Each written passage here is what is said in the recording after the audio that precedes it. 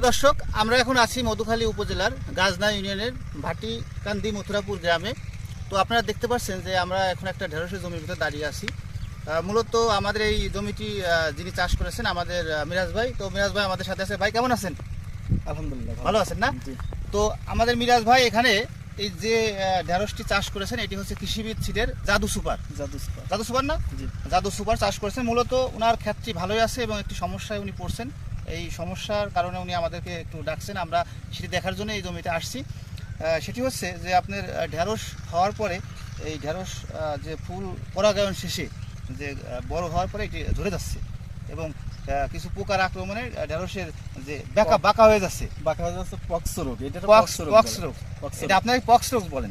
তো আমরা মূলত এই রোগের যে সমস্যা এবং সমাধান এটি সম্পর্কে আপনাদেরকে দেখাবো এবং কি ওষুধ স্প্রে করলে এই সমস্যা থেকে আমরা উত্তরণ হতে পারি। তো চলুন দর্শক দেখে নিই আজকে আমাদের এই ভিডিওটি।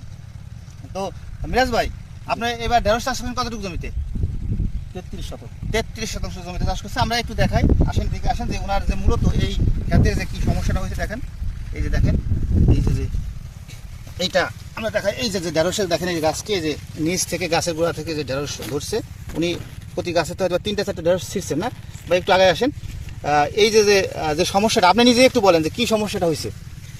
সমস্যাটা এই যে ঈশ্বরের গা থেকে রস চুষার পরে যে ডিসকালার হয়ে যাচ্ছে, ডিসকালার হচ্ছে। আপনি বললেন এটা কি পক্স রোগ? হ্যাঁ, এটা পক্স রোগ বলে। মূলত লোকে আপনি যেটা বুঝতেছেন যে শোষক পোকা এই রস চুষে খাওয়ার কারণে এটা। তো আপনি এই যে সমস্যাটা হয়েছে, তো এটা বুঝতেছেন যে পোকার কারণে হয়েছে। তো সার্বিকভাবে আপনি যে ঢেঁড়স চাষ করছেন আপনার এই ক্ষেত দেখে কেমন মনে হচ্ছে? জাত সম্পর্কে একটু বলেন। না, জাত ভালো। মানে এই জাতটাকে আপনি এই বছর প্রথম চাষ করছেন? আগে থেকে এই জাত আমি আরো আগে থেকে চাষ করি। আরো আগে থেকে চাষ করছেন, তার মানে এই জাত সম্পর্কে আপনার কোনো ইয়ে নাই যে এই যে পোকার আক্রমণ এটা কিভাবে সমস্যার সমাধান করা যায় সেটা নিয়ে আপনি? না, এটা জাতের কোনো সমস্যা না। আমার হলো আমি আমার শশা ক্ষেত ছিল অনেক। হ্যাঁ, ওইগুলোর পরিচর্যা করতে করতে এর পাশে একটু পরিচর্যা কম হয়েছে বিধায় এই সমস্যাটা হয়ে গেছে, শোষক পোকাই করছে এগুলো। তো দর্শক, এখন আপনাদেরকে আমরা দেখাবো এই জমিতে কীটনাশক স্প্রে কিভাবে করবে এবং কি ওষুধ স্প্রে করলে এই সমস্যা থেকে সমাধান পাওয়া যায়। তো মিরাজ ভাই, তো আমরা ওষুধ তো ওই সাইডে টানবো, তা চলেন আমরা আজকে ওই ওষুধগুলাই নিয়ে আসি। তো দর্শক, আমি এখন আমার ভেন্ডি খাতে যে ওষুধগুলো স্প্রে করবো সেই ওষুধগুলো এখন কাটতেছি এক এক করে। দেখেন ভাই, যে ওষুধে কাটলেন এটা কি ওষুধ ভাই? এটা হচ্ছে মিমপ্যাক্স কোম্পানির মানিক গ্রুপটা হচ্ছে অ্যাসিটামিটিক। আচ্ছা, এখন আপনি যে ড্রামটা তৈরি করবেন এটা কয় লিটারের ড্রাম? 18 লিটার। 18 লিটার। এই মানিকটা কতটুকু দেবেন? 50 গ্রাম, 3 গ্রাম বানাবো। মানে 50 গ্রাম 3, তার মানে 3 16 48, মানে 16-17 গ্রাম। এই আপনি একবার 3 গ্রামের ওষুধ তৈরি করতেছেন?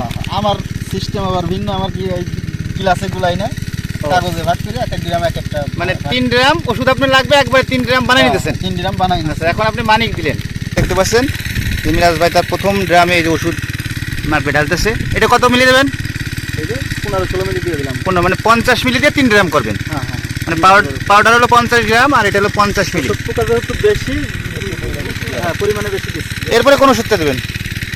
এরপরে দিচ্ছি রিভা। এটা হচ্ছে অটো কোম্পানির অটো ক্রপকে রিভা। গ্রুপটা হচ্ছে ল্যামডা সাইহেলেটিন। এটাও কি 50 মিলি? হ্যাঁ, এটাও 50 মিলি। 3 গ্রাম বানাবো। 3 গ্রাম। দর্শক দেখেন, আমাদের এই যে দুইটা ওষুধ অলরেডি ড্রামে ঢালা হয়ে গেছে। এরপরে আমাদের আরেকটা ওষুধ দেবে মিরাজ ভাই। এটা কি ওষুধ? এটা সিনজেন্টা কোম্পানির রিভার্স না? হ্যাঁ, গ্রুপটা হচ্ছিল পেন্ডি মিথালিন। হ্যাঁ, এটাও 3 মেশিন বানাবো। 3টা, টোটাল 4টা ওষুধ একেবারে সমাহারে 3 ভাগ করতেছেন। দর্শক দেখেন, এই যে মিরাজ ভাই ওষুধ, এই ওষুধটা মানে সাদা মনে হচ্ছে। ছত্রাকনাশক। এর ফল পচে গেলে করে ওই পচনটা রোধ করে। ফলগতি রাখার জন্য অনেক ভালো। দর্শক দেখেন, আমাদের 3টা ওষুধ দেওয়া হয়েছে এবং লাস্টের প্রথম যে ওষুধটা আমরা ভাগ করছিলাম এই ওষুধটা এখন দিয়ে দিচ্ছে। ভিতরে সে কাঙ্ক্ষিত ওষুধ কিন্তু দেওয়া হয়ে গেছে। এখন পানি দিয়ে সম্পূর্ণ ড্রাম পূরণ করে ওষুধ গুলিয়ে আমরা কিন্তু মূলত আমাদের সেই ঢেঁড়সের জমিতে স্প্রে করব। এই যে মেশিনের লাইন দিয়ে চার্জার মেশিনে দেখেন এখন কাজ কত সহজ হয়ে গেছে, ব্যাটারি চালিত মেশিন, মানে আগের মতো সেই হ্যান্ডেল দিয়ে আর কষ্ট করা লাগে না, মানে সুইচ দিলেই কাজ হয়। দেখেন মেশিন দিয়ে কিন্তু যে আপনার ওষুধ গুলানো হচ্ছে, হয়ে গেছে না? তো চলুন এখন আমরা মূল জমিতে যাবো এবং ওষুধ স্প্রে করবো। দর্শক, এখন আমি আমার ভেন্ডি খেতে ওষুধ দিতে আইছি। ওষুধ ইসের গাছগুলি সুন্দরভাবে ভিজাই দিতে হবে। দেখেন আমি কিভাবে দেই।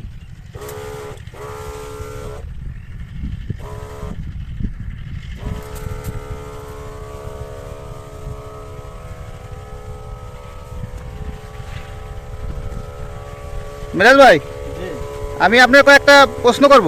হ্যাঁ, সেটা হলো এই যে আপনি ওষুধ স্প্রে করতেছেন, আপনি ওষুধ গুলাইলেন, সবকিছু তো ভালো লাগলো, হ্যাঁ। কিন্তু এই যে যার জন্য আপনি এত কিছু করতেছেন, হ্যাঁ। আপনি তো নিজের কোনো প্রোটেকশন নেন নাই। এই যে আপনার এই যে মাস্ক মাস্ক ব্যবহার করেন নাই, তারপরে যে কীটনাশকের সময় যে চোখে হাতে গ্লাভস কিংবা চোখে চশমা, আসলে এইগুলা কি আপনারা মানে জানেন না নাকি ইচ্ছা করে করেন না? না, জানি আসলে। আর আমার ওষুধ আপনি দেখেন, আমার গায়ে একটু ওষুধও লাগবে না, মানে সম্পূর্ণ ওষুধ আমি পিছন পেটে চলে যাচ্ছি, আবার পিছন- ওই পেটে যায়, আবার পিছন পেটে ওই ফালে দিয়ে চলে যাবো।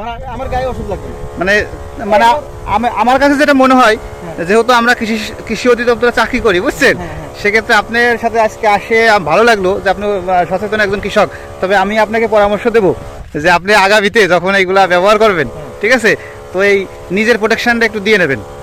তো আপনাকে অসংখ্য ধন্যবাদ আমাদের সাথে সময় দেওয়ার জন্য। তো ঠিক আছে, পরবর্তীতে দেখা হবে কোনো একটা ফসলের আবাদ নিয়ে, ঠিক আছে? ভালো থাকবেন ভাই। ঠিক আছে, আপনিও ভালো থাকবেন। প্রিয় দর্শক, এত সময় আমাদের সাথে আপনারা ছিলেন, এই জন্য অসংখ্য ধন্যবাদ। এবং আমাদের এই ঢেঁড়স চাষ সম্পর্কে দেখছিলেন এবং কীভাবে এর রোগ প্রতিরোধ করা যায় এবং পোকার আক্রমণ থেকে রোধ করা যায় সেই ওষুধ সম্পর্কে দেখাচ্ছিলাম।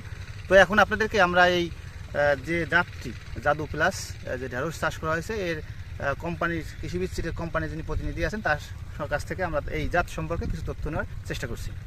পুরা মাঠটা আপনি পুরা মাঠের ভিতরে একটা ভাইরাস যুক্ত গাছ আপনি খুঁজে পাবেন এখানে। সম্পূর্ণ ভাইরাস মুক্ত, 100% ভাইরাস মুক্ত একটা জাত আমাদের এই জাদু সুপার জাতটি।